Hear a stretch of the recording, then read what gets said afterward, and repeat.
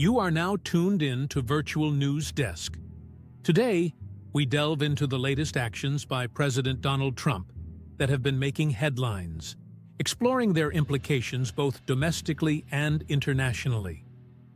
On February 1st, 2025, President Trump signed an executive order imposing significant tariffs on imports from Canada, Mexico, and China. Specifically, a 25% tariff has been levied on imports from Canada and Mexico, while a 10% tariff targets goods from China. Notably, Canadian oil imports are subjected to a 10% tariff. The administration justifies these measures as part of a strategy to curb the influx of fentanyl into the United States and to bolster domestic manufacturing. However, these tariffs carry the risk of higher inflation and potential disruptions to the global economy. Financial markets have already reacted negatively, with notable declines indicating concerns over economic instability. In response, both Canada and Mexico have expressed readiness to implement retaliatory measures if necessary. In addition to the tariffs on North American neighbors and China, President Trump has indicated the possibility of imposing tariffs on the European Union. He argues that the U.S. is treated unfairly in trade by the EU, citing the limited importation of American cars and agricultural products into European markets, which contributes to a significant trade deficit.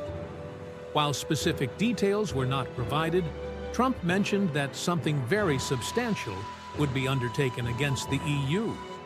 This aligns with his long-standing protectionist stance aimed at encouraging domestic production and job creation. It's worth noting that in 2018, during his first term, Trump imposed tariffs on steel and aluminum imports, leading the EU to retaliate with tariffs on U.S. products such as bourbon whiskey and Harley-Davidson motorcycles. In a move that has raised concerns among lawmakers, the Trump administration has dismissed several FBI officials, including those involved in the January 6th investigations.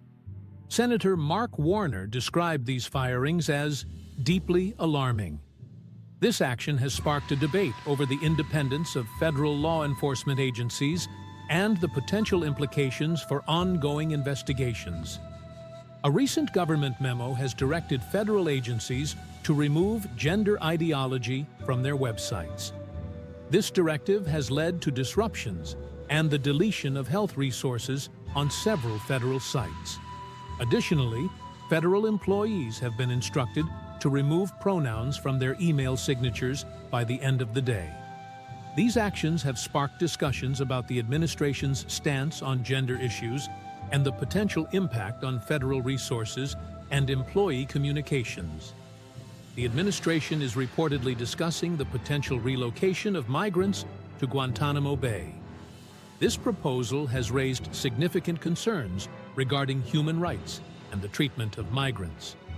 The use of Guantanamo Bay, historically associated with the detention of terrorism suspects for housing migrants, is unprecedented and has prompted debates about the ethical and legal implications of such a move.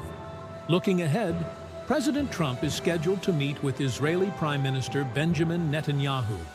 This meeting holds critical significance, potentially affecting not only the Gaza ceasefire, but also the broader Middle East's geopolitical landscape. Despite their mutual distrust, both leaders need each other to achieve their respective goals. Trump aims to advance the Gaza ceasefire into a long-term cessation of violence, paving the way for a strategic deal with Saudi Arabia and Iran's nuclear containment. Conversely, Netanyahu seeks to maintain power, prevent a Hamas victory in Gaza, and keep his far-right coalition partners satisfied. However, Israel's finance minister Bezalel Smotrich opposes moving to Phase 2 of the ceasefire, raising concerns about the stability of Netanyahu's coalition. Trump's controversial resettlement plan involves relocating up to 1.5 million Gazans to neighboring countries like Egypt and Jordan, a move that has sparked widespread disapproval in the Arab world and fears of ethnic cleansing. The future of this resettlement plan and its political ramifications will unfold in the region in the coming months.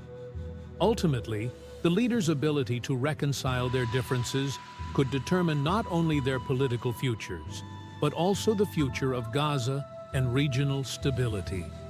As these developments unfold, we'll continue to monitor their impacts on both domestic and international fronts. Stay tuned for more updates, and don't forget to like, comment, and subscribe for the latest news analyses.